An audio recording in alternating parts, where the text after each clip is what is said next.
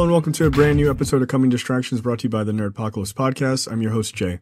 Okay, guys, we're going to talk about Nobody. This is the 2021 film starring Bob Odenkirk, Connie Nelson, the RZA, Alexei Serebrennikov, and Christopher Lloyd. I definitely screwed that guy's name up, so I apologize. So the general synopsis for this film is a guy who is, he's a dad, he's a husband, he's not very respected by his kids or his wife. He's sort of just kind of doing this, like, going through the motions kind of life. When one night, these two criminals break into his house, and he has an opportunity to sort of take them down, but he doesn't.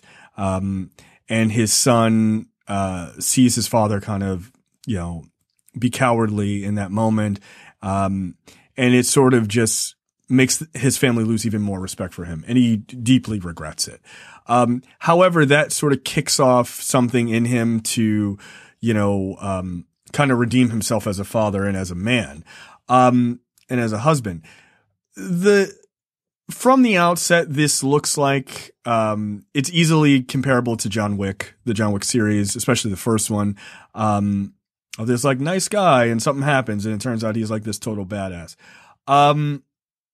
That's pretty much what this story is. There's more to Hutch Mansell, played by Bob Odenkirk, than is known in the beginning. I won't kind of spoil that.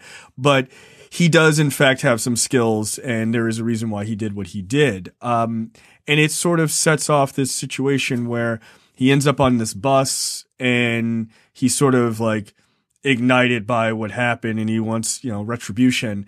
And he ends up just getting into this knockdown, drag out fight with the the brother of this Russian mobster. And then the Russian mob comes after him. And so that's the general story. Christopher Lloyd plays his father, which is, pretty fun. Look, this movie is, yes, you can compare it to John Wick, but it has one thing about it that is different, which is it knows exactly what it is, and it doesn't take itself that seriously. Which I was surprised, because I thought it would be, like, hyper serious, but it really isn't. Like, once the action gets started, it's visceral, but also, like, it's kind of like how regular people fight. Like, there's no, like, karate and, jujitsu and all that. No, like, it's not. Like, people are fighting and it's brutal.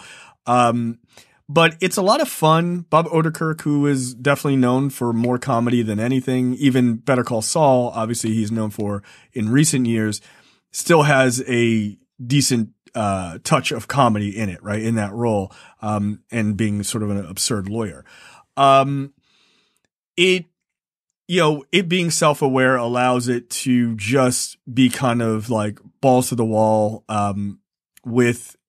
with the premise, right? Where the John Wick stuff is taken incredibly serious, and the fight scenes are wild and awesome and everything else. This one is like, yeah, all of that, but, like, he's also just kind of like a regular dad, right? In those kind of moments. It's very much a dad flick, like a dad fantasy flick. Like, oh, what if you had these awesome skills? You could be a badass too.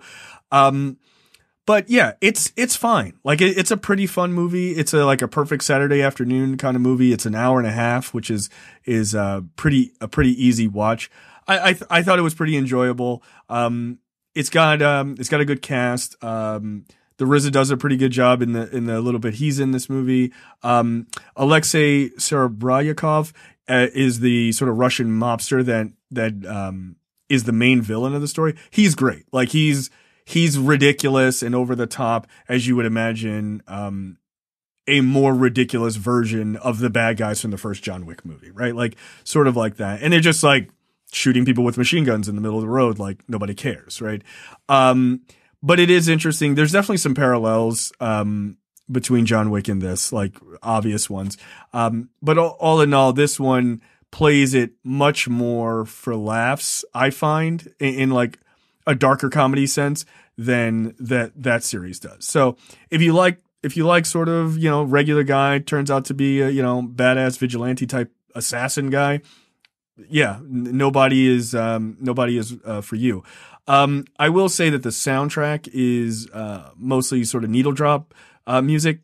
it's fantastic. Like, it's a really good soundtrack. Some of it's a little bit on the nose for the moments, but it works in a great way. So, look, I don't think this is going to spur a series of nobody movies, and I don't need it to. Like, it was a fun time. I give it a 3 out of 5. Go check it out. It's out March 26th, so we'll see you guys next time.